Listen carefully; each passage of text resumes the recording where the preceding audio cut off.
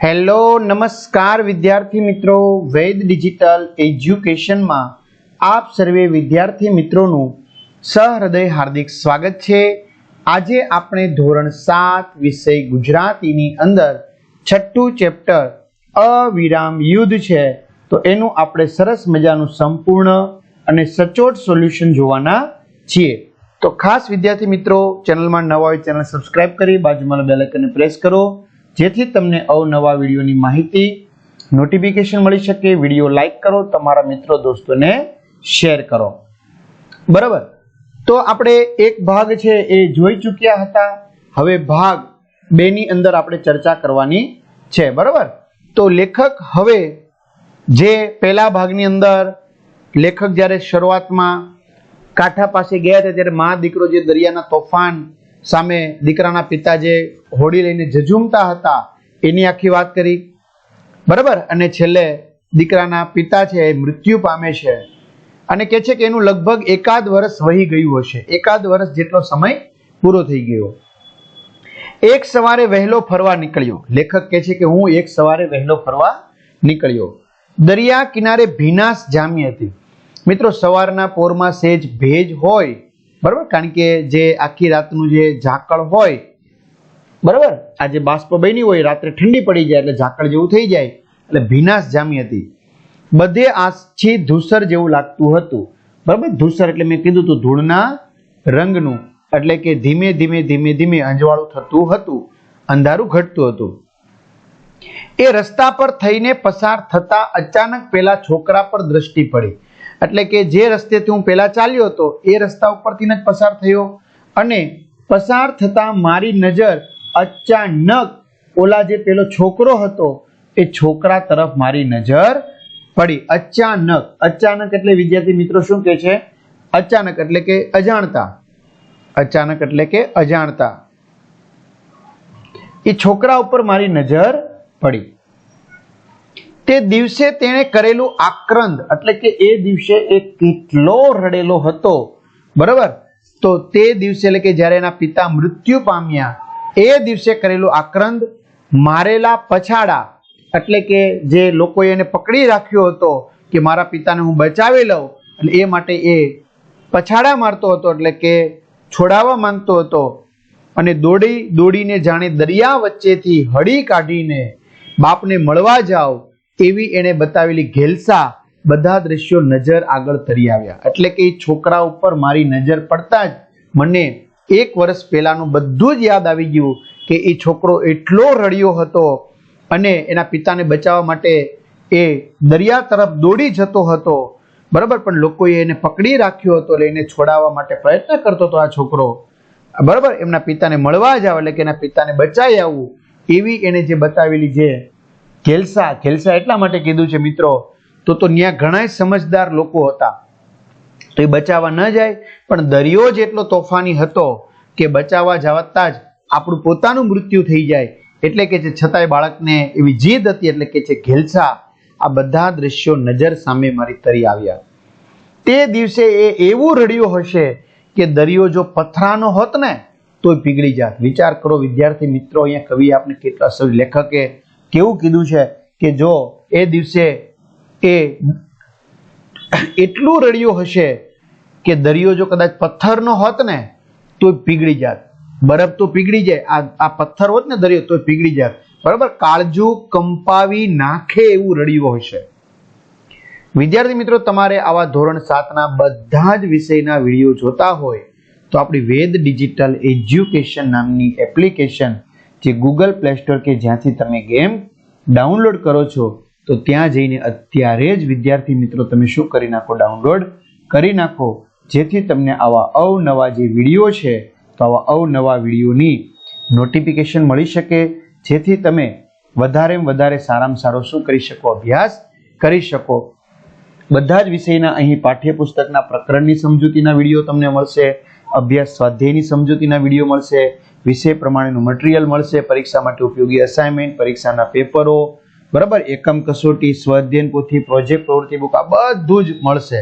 Okay, તો game download કરો, ત્યાં જઈને ડાઉનલોડ કરો, ઓપન કરશો એટલે આ પેજ ખુલે, એમાં તમારા મોબાઈલ નંબર નાખો, મોબાઈલ નંબર નાખશો એટલે તમારે શું કરવાનું થશે? સેન્ડ ઓટીપી, એટલે 4 આંકડાનો ઓટીપી તમારામાં આવશે. નાખશો એટલે પેડ કોર્સમાં વિદ્યાર્થી મિત્રો જુદા જુદા પેડ પ્લાન મળી જશે તમારા ધોરણ પ્રમાણેના. એક્ઝામ પેપરમાં પેપરો મળી જશે. 3 થી 12 માં 3 થી 12 ધોરણના તમને શું મળી જશે? વિડીયો મળી જશે. બરાબર? તો 3 થી 12 ધોરણમાં જઈ તમારું ધોરણ પસંદ કરી વિષય પ્રમાણે પાઠ વાઇઝ વેદ ડિજિટલના વિડીયો જોઈ શકશો. આગળ જોઈએ. મને હડી કાઢવા દો, આવું છોકરો કહેતો હતો કે મને હડી કાઢવા દો, અહીંથી જવા દો ઝડપથી, મારે મારા પિતાને બચાવવા છે. હું દોડીને મારા બાપને બચાવી લાવું. એટલે કે શું કે છે? હું દોડીને ક્યાં જાઉં? તો કે મારા પિતાને બચાવવા માટે જાઉં. તો દોડીને મારા પિતાને શું કરી આવું? તો કે બચાવી લાવું. મને હડી કાઢવા દો, મને અહીંથી ઝડપથી જવા દો. એ જ એની ધૂન, એના મગજમાં એ જ રટણ હતું કન્ટિન્યુ. મારી પ્રચંડતાને પણ કુછ નહીં ગણનાર આવડો નાનો છોકરો નીકળ્યો. એ જોઈને કદાચ દરિયાને શરમ થઈ હશે. શું કે છે? દરિયો એવું કહેતો હશે મનમાં કદાચ કે હું આટલો બધો તોફાની છું, આટલો બધો પ્રચંડ છું, છતાં પણ મને કંઈ ગણકારતો ન હોય એવો આ છોકરો નીકળ્યો. એટલે કે મારાથી પણ બહાદુર નીકળ્યો. બરાબર? કદાચ દરિયાને આવી શરમ આવી હશે કે આ બાળક એના પિતાને બચાવવા માટે કેવી જીદ કરી રહ્યો છે. તો આવા લેખકના મનમાં આવા જૂના વિચાર આવ્યા મિત્રો. આજે એ પોતાનું હોડકું તૈયાર કરી રહ્યો હતો. કોણ? તો કે આ બાળક. એની માં પણ એની પાસે ઊભી હોય એમ લાગ્યું. એટલે કે આ બાળક છે એ ફરી પાછો દરિયો ખેડવા જવા માટે હોડી તૈયાર કરી રહ્યો હોય એવું લાગ્યું, અને એની માં પણ એમની પાસે ઊભી હોય એવું મને લાગ્યું. હું આગળ વધ્યો, એટલે કે દીકરા તરફ ગયો. કેમ દોસ્ત, ઓળખાણ પડી કે? હું કે છે કેમ દોસ્ત, તને કઈ ઓળખાણ પડી કે નહીં? તું મને ઓળખશો કે કેમ થયું કે ભૂલી ગયો? તેણે મારી સામે જોયું. એને શું કે છે કે મારી સામે જોયું પણ મને ઓળખ્યો નહીં. એટલે પોતાના કામમાં મશગુલ બની ગયો, પોતાના કામમાં પોરવાઈ ગયો. મશગુલ બની જવું એટલે પોતાના કામમાં પોરવાઈ જવું. બરાબર? તો એને મારી સામે જોયું પણ મને ઓળખ્યો નહીં હોય કદાચ, એટલે પોતાના કામમાં મશગુલ બની ગયો. આ તમે માછીમાર આવા કેવા? લેખકે પ્રશ્ન કર્યો છે કે તમે આ માછીમાર છો એ તમે આવા કેમ છો? હજી તારો બાપ એટલે કે તારા પિતા તોફાનમાં સપડાયો હતો એ નજર સામે દેખાય છે. એટલે કે એનું માણ હજી શું થયું છે? એકાદ વર્ષ થયું છે કે તારા પિતાને આ દરિયો ભરખી ગયો હતો, તારા પિતાને આ દરિયો પોતાની અંદર સમાવી લીધા હતા. બરાબર? તો તમે આ માછીમારો કેવા છો? જીગરવાળા, કે હજી તારા પિતા મૃત્યુ પામ્યા છે, એનું વર્ષ નથી થયું, ત્યાં તું પાછો દરિયો ખેડવા જાય છે. ત્યાં તો તું પાછો એને એ ધંધો લઈને બેઠો તારા પિતાનો, એટલે કે તું પાછો દરિયો ખેડવા માટે જાય છે. તે ઘડી વાર બોલ્યો નહીં. છોકરો થોડીક વાર બોલ્યો નહીં. પોતાના કામમાંથી નવરો થઈને મારી સામે ઊભો રહ્યો. હવે એમનું કામ જે હતું એ પૂરું થઈ ગયું, એટલે મારી સામે ઊભો રહ્યો. સાહેબ, ભગવાને આ ધંધો સોંપ્યો છે. એટલે કે ભગવાને અમને માછીમારોને આ ધંધો સોંપ્યો છે. બરાબર? એટલે આજે કદાચ મારા પિતા નથી તો મારે તો કરવું તો પડશે જ. બરાબર? બીજો ધંધો સારો આવડતો હોય તો ભલે. હા, મને કદાચ બીજો ધંધો આવડતો હોય તો ભલે, તો મારી ના નથી. બરાબર? બીજો ધંધો કદાચ મને આવડતો હોય તો મારી કોઈ ના નથી. નકર બીકના માર્યા બાપ દાદાનો આ ધંધો છોડું તો મારું નાક વઢાઈ જાય. શું કે છે? જો અમને કદાચ બીજો ધંધો આવડતો હોત તો મારી કોઈ ના નથી, તો અમે ચોક્કસ બીજો ધંધો કરત. પણ હું આ દરિયાથી ડરી જાઉં કે મારા પિતાને ભરખી ગયો છે, મારા પિતાનો એને જીવ લીધો છે, અને હું જો દરિયો ન ખેડું તો ભાઈ અમારું નાક વઢાઈ જાય, અમારી આબરૂ જાય. નાક વઢાઈ જાય એટલે આબરૂ જવી. બરાબર? તો અમારું નાક વઢાઈ જાય, અમારે આબરૂ જવી. પણ દરિયાનું તોફાન સાંભળે છે તે દિવસ? શું લેખક કહે છે કે તને આ દરિયાનું જે આ તોફાન છે તે દિવસનું તને સાંભળે છે? અરે મારા સાહેબ, હવે છોકરો કહે છે અરે મારા સાહેબ, દરિયાને તોફાન કરતા આવડે છે ને? એટલે કે દરિયાને આવું તોફાન કરતા આવડે છે ને ભગવાનને બચાવતા નથી આવડતું? એટલે શું ખાલી દરિયાને જ તોફાન કરતા આવડે છે, ભગવાનને બચાવતા આવડતું નથી? એટલે છોકરો એવું કહેવા માંગે છે કે દરિયાને તોફાન કરતા આવડે છે તો સામે ભગવાન 1000 હાથ વાળો બેઠો છે બચાવવા માટે, તો એને બચાવતા પણ આવડે છે. મારો બાપ એ તોફાનોમાં મર્યો, મારા પિતા એ તોફાનમાં મૃત્યુ પામ્યા, મારા બાપનો બાપ એટલે કે મારા દાદા પણ દરિયામાં જ મર્યા છે, એ પણ તોફાનમાં જ દરિયામાં મૃત્યુ પામ્યા છે. અને મારું થવાનું હોય થાય. બરાબર. હવે મારું જે થવાનું હોય થાય, દરિયામાં મૃત્યુ થાય તોય ભલે, ન થાય તોય ભલે, પણ બીકનો માર્યો, ડરનો માર્યો દરિયામાંથી પાછો પડું તો આ મારી માં જોઈ. એટલે છોકરો એવું કહેવા માંગે છે કે જો હું બીકનો માર્યો આ દરિયો ન ખેડું તો મારી માં જોઈ એનું નામ જ લાજે ને, એનું ધાવણ લાજે, એટલે કે મેં એની કુખે જન્મ ન લીધા બરાબર થાય. બરાબર, અમારું નાક કપાઈ જાય એમ કે છે, અમારી આબરૂ જતી રહે. તે પોતાની માં સામે જોઈને હસ્યો. છોકરો પોતાની માની સામે જોઈને હસ્યો અને ઝપાટા બંધ એટલે કે ઝડપથી, બરાબર, ઝપાટા બંધ એટલે કે ઝડપથી, ચપળતાથી હોડકામાં ચડી બેઠો. એટલે કે એની માં સામે જોઈને હસ્યો અને ઝડપથી ચપળતાથી હોડકામાં બેસી ગયો. લ્યો રામ રામ, સાંજે ફરવા આવશો કે? હવે લેખકને કહે છે લ્યો ત્યારે રામ રામ, હવે સાંજે ફરવા આવશો કે કેમ છે? જો આવશું તો મળશું, નહીતર કાંઈ વાંધો નહીં.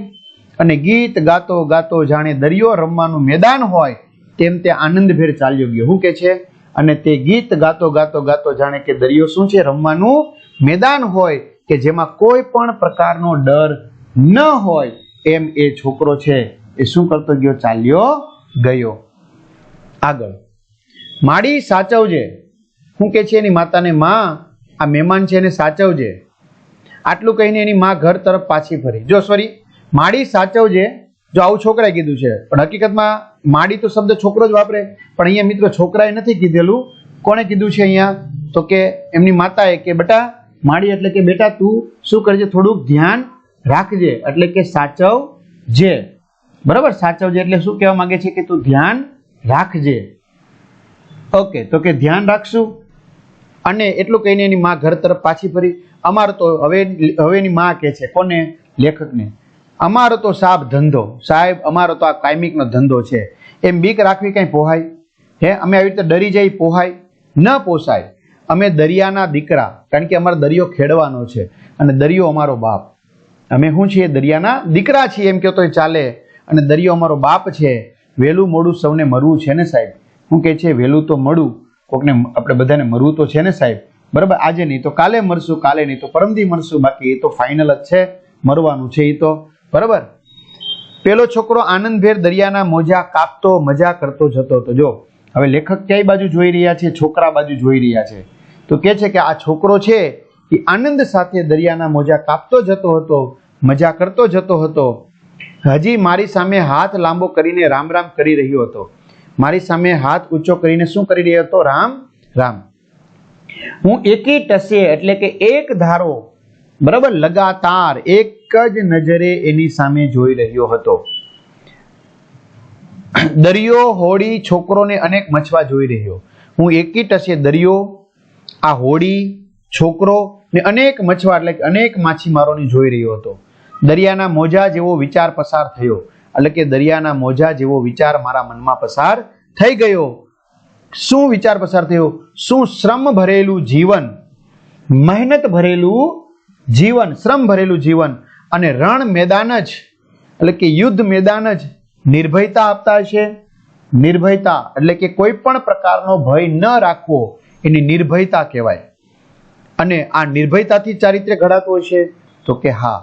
બરાબર, તો આવો મારા મનમાં વિચાર પસાર થઈ ગયો. તો વિદ્યાર્થી મિત્રો, આ સાથે પાઠ પૂર્ણ થાય છે. તમારા મિત્રો દોસ્તોને ખાસ જાણ કરજો. અને નેક્સ્ટ પાર્ટ છે આપણે આના પછીના વિડીયોમાં જોઈશું. તો અહીં સુધી રાખીએ. અસ્તુ. જય હિન્દ, જય ભારત. અને ખાસ વિડીયો લાઈક કરો, સબસ્ક્રાઇબ કરો, તમારા મિત્રો દોસ્તોને જાણ કરો.